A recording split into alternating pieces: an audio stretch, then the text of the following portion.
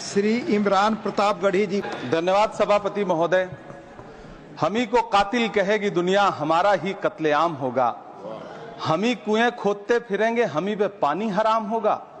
सभापति महोदय, सन 1947 में दिल्ली की जामा मस्जिद की तारीखी सीढ़ियों पर खड़े होकर के भारत रत्न मौलाना अबुल कलाम आजाद साहब ने कहा था कि मुसलमानों कहां जा रहे हो, यह है तुम्हारा मुल्क, यहां तुम्हारे आबाओ अजदाद की कब्रें हैं।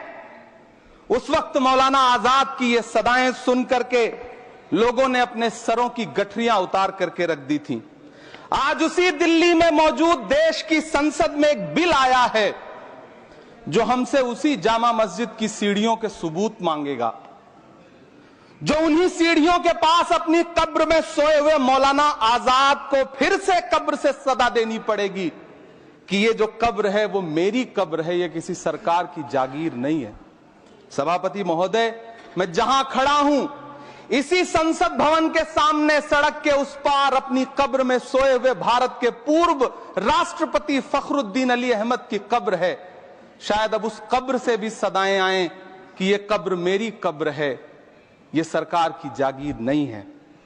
सभापति महोदय, मैं वक्फ कानूनों में किए जा रहे संविधान विरोधी बदलावों के खिलाफ बोलने के लिए खड़ा हुआ हूं। संविधान का आर्टिकल 14 हो, 29 हो, 30 हो, चीख चीख कर कहता है कि देश में सब बराबर के हकदार हैं। आर्टिकल 26 कहता है कि सबको अपने अपने मजहबी कामों के लिए मंदिर, मस्जिद, गिरजाघर, गुरुद्वारों का निर्माण करने का हक है और उसका रखरखाव का भी हक है। लेकिन डॉक्टर बाबा साहब अंबेडकर के संविधान को हर दिन कुचलने वाली ये सरकार देश के मुसलमानों से नफरत में इतनी अंधी हो गई है कि खुलेआम देश की संसद में देश सरकार के माइनॉरिटी मिनिस्टर साहब और होम मिनिस्टर साहब झूठ बोलते हैं और देश को गुमराह करते हैं। झूठ शब्द असत्य बोलते हैं। सरकार ने इस बिल का नाम उम्मीद रखा है। मंत्री जी कल से इसे देश के मुसलमानों के लिए नई उम्मीद बता रहे हैं। नहीं मंत्री जी, न तो यह बिल मुसलमानों के लिए नई उम्मीद है और न ही उम्मीद की नई किरण। सभापति महोदय, भाजपा ने पूरे देश में वक्फ के नाम पर कई सारे झूठ फैलाए हैं।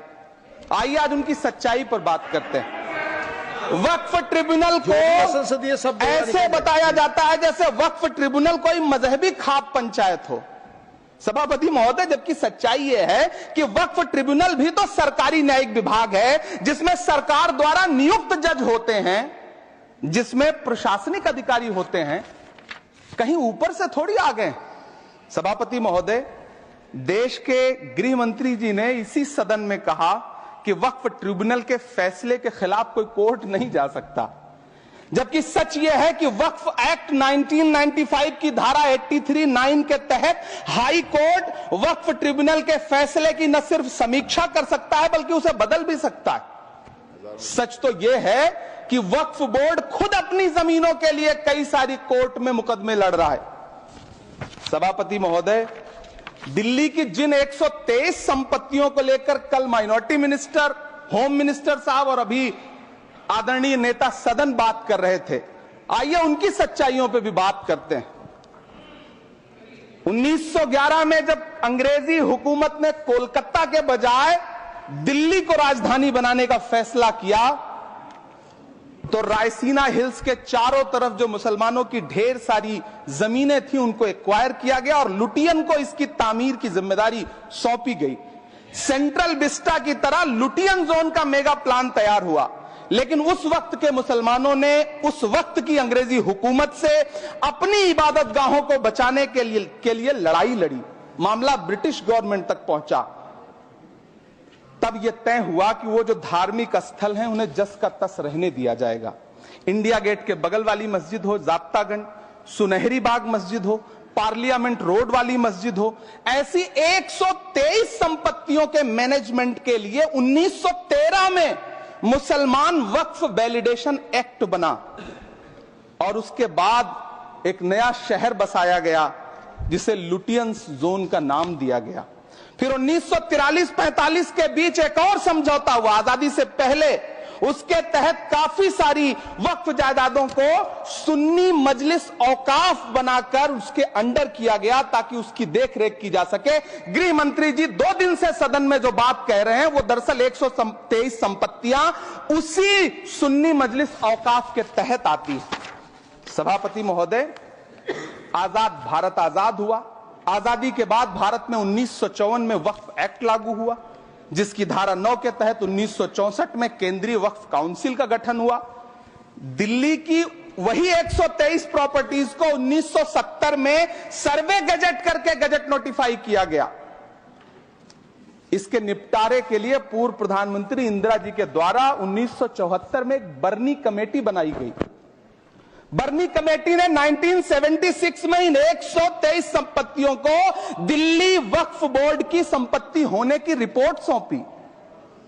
उस रिपोर्ट के आधार पर 1984 में कांग्रेस सरकार ने उन 123 प्रॉपर्टीज को दिल्ली वक्फ बोर्ड को सौंपने का फैसला किया, जिसके खिलाफ विश्व हिंदू परिषद कोर्ट गई। मामला 2011 तक पेंडिंग रहा। फिर 2011 में कोर्ट ने सरकार को आदेशित किया कि इसका निपटारा करो। तब 2013 में तत्कालीन यूपीए सरकार ने दिल्ली की उन्हीं 123 जायदादों को बर्नी कमेटी की सिफारिशों के मुताबिक वक्फ बोर्ड के हवाले किया। यही वो प्रॉपर्टीज हैं जिनके नाम से गृहमंत्री जी कल से कांग्रेस को कोस रहे हैं। फिर आई 2014 में भाजपा की सरकार, जो तब से इन जमीनों को हड़पने की साजिश कर रही है। जिस बिल को मुसलमानों के हुकूक की हिफाजत करने वाला बिल बताया जा रहा है, उसी को पेश करने के लिए और उस पर बात करने के लिए लोकसभा में भाजपा सरकार के पास एक भी मुस्लिम सांसद नहीं है। जिस वक्त, मैं लोकसभा कह रहा हूं, सुना करिए, जिस वक्फ बिल को मुस्लिम महिलाओं को हक दिलाने वाला बताया जा रहा है, उसे संसद में पेश करने वाली पार्टी के पास न तो राज्यसभा में, न लोकसभा में, न देश की किसी विधानसभा में एक भी मुस्लिम महिला सदस्य नहीं। कल किरण रिजिजू जी कह रहे थे कि रेलवे की जमीनें देश की जमीनें हैं, डिफेंस की जमीनें देश की जमीनें हैं। हां मंत्री जी हैं, बिल्कुल हैं। ये जो वक्फ की जमीनें हैं, ये हमारे पुरखों ने धार्मिक कामों के लिए डोनेट किया है, तो हम भी तो इसी देश के नागरिक हैं, हम भी तो इसी देश के बेटे हैं, तो वक्फ की जमीनें भी तो इसी देश की जमीनें हैं। उनको पराया क्यों बोलते हैं आप? सभापति महोदय, अशफाकुल्ला खान जब फैजाबाद की जेल में फांसी के फंदे पर झूल रहे थे, तो इसी देश की जमीन के लिए झूल रहे थे ना। सभापति महोदय, अंडमान की जेल में काला पानी की सजा काटकर अपनी जान देने वाले मौलाना फजले हक खैराबादी हो या शेर खान अफरीदी हो, वो भी तो इसी जमीन के लिए अपनी जान दे रहे थे ना। सभापति महोदय, पाकिस्तान के खिलाफ लड़ते हुए अपनी जान देने वाले महावीर चक्र विजेता ब्रिगेडियर उस्मान हो या पाकिस्तान के पैटर्न टैंक उड़ाने वाला परमवीर चक्र विजेता वीर अब्दुल हमीद हो, वो भी तो इसी जमीन के लिए अपनी जान दे रहा था ना। और मंत्री जी, मैं इस सदन में अलल ऐलान ये कहता हूं कि जब भी इस देश की जमीन को लहू की जरूरत होगी, आपसे 2 कदम आगे इमरान खड़ा मिलेगा। ये मैं आपसे यकीन दिलाते हुए कह रहा हूं। सभापति महोदय, मैं सरकार से कहना चाहता हूं, हमसे हमारी इबादत गाहें तो मत छीनिए ना, हमारे घरों पे बुलडोजर तो मत चलाइए ना, हमारी कब्रों में तो हमें सुकून से सोने दीजिए ना। सभापति महोदय, माइनॉरिटी मिनिस्ट्री का बजट कट करके, मुस्लिम बच्चों की स्कॉलरशिप बंद करके अब सरकार कह रही है कि हम वक्फ की आमदनी से गरीब मुसलमानों का भला करेंगे। गुजरात की बेटी बिल्किस के बलात्कारियों की रिहाई के बाद उन्हें माला पहनाने वाली लोगों के नेता ये कह रहे हैं कि यह बिल मुस्लिम महिलाओं को उनका हक दिलाएगा। धन्यवाद मोदी जी, क्या बढ़िया सौगातें मोदी दे रहे हैं आप। पहले हमें गुजराते मोदी दिया, आप सौगाते मोदी दे रहे हैं। लेकिन यह सरकार इतना याद रखे कि इसी ठसक के साथ देश की संसद में सीए का कानून भी लाया गया था और कहा गया था बड़े बड़े भाषण देकर के कि पड़ोसी देशों से हिंदू भाइयों को ला करके यहां नागरिकता दी जाएगी। लेकिन मैं आपके संज्ञान में लाता हूं सर कि पिछले इतने दिनों में इनसे नागरिकता लेने के लिए 2000 व्यक्ति भी नहीं आए, जबकि इसके उलट इन्हीं की सरकार में पिछले 10 साल में 15 लाख से ज्यादा भारतीयों ने भारत की नागरिकता छोड़ करके दूसरे देश में जाकर के बस गए। यह हुआ उस कानून का अंजाम। सभापति महोदय, इसी तरह की जिद के साथ किसानों के खिलाफ भी कानून लाए गए थे। जिस तरह आज वक्फ के फायदे गिनाए जा रहे हैं, उसी तरह से किसानों को भी कृषि कानूनों के फायदे गिनाए गए थे। लेकिन अंजाम क्या हुआ? 700 किसानों की शहादत लेने के बाद सरकार को अन्नदाता किसानों के सामने घुटने टेकने पड़े और कृषि कानून वापस लेने पड़े। जिल्ले इलाही, जमहूरियत जो है वो नफरत और ठसक से नहीं चलती है, अकड़ से नहीं चलती है, उसमें सबकी हिस्सेदारी जरूरी है। कल देश के माइनॉरिटी मिनिस्टर ने लोकसभा में खड़े होकर एक शेर सुनाया था कि मुझसे कोई बदगुमान न हो, तो मैं उन्हें एक शेर सुनाना चाहता हूं कि मैं आज जद पे हूं तो इतना खुशगुमान न हो, मैं आज जद पे हूं तो इतना खुशगुमान न हो, चराग सबके बुझेंगे हवा किसी की नहीं। नीतीश कुमार जी हो, चंद्रबाबू नायडू जी हो, चिराग पासवान जी हो, जयंत चौधरी जी हो, देवे गौड़ा जी हो, जीतन राम मांझी जी हो, सबको समझना पड़ेगा कि जब जंगल में आग लगती है तो न वो बरगद बचते हैं जो हवा को आंधी में तब्दील करते हैं, न वो बांस बचते हैं जो आपसी रगड़ से चिंगारी पैदा करते हैं। सभापति महोदय, जब देश को मनमोहन सिंह साहब जैसा काबिल प्रधानमंत्री मिलता है तो देश को आरटीआई जैसा एक्ट मिलता है, सेज जैसा एक्ट मिलता है, मनरेगा जैसा एक्ट मिलता है, लिबरलाइजेशन मिलता है, राइट टू एजुकेशन मिलता है, नेशनल फूड सिक्योरिटी एक्ट मिलता है। लेकिन जब देश को सौगातें मोदी मिलती है तो क्या मिलता है? सीए मिलता है, फॉर्म्स लॉ मिलता है, आर्टिकल 370 मिलता है, इलेक्टोरल बॉन्ड जैसा एक्ट मिलता है और वक्फ अमेंडमेंट एक्ट जैसे बिल देश को मिलते हैं। मुझे तो अपने हमवतन भाइयों से पूछना है कि आपको अपने बच्चों की तरक्की, खुशहाली और नौकरी की दरकार है या फिर मुसलमानों की दान की गई जमीनों को लूट कर धन्ना सेठों को देने की साजिश करने वाले कानून की?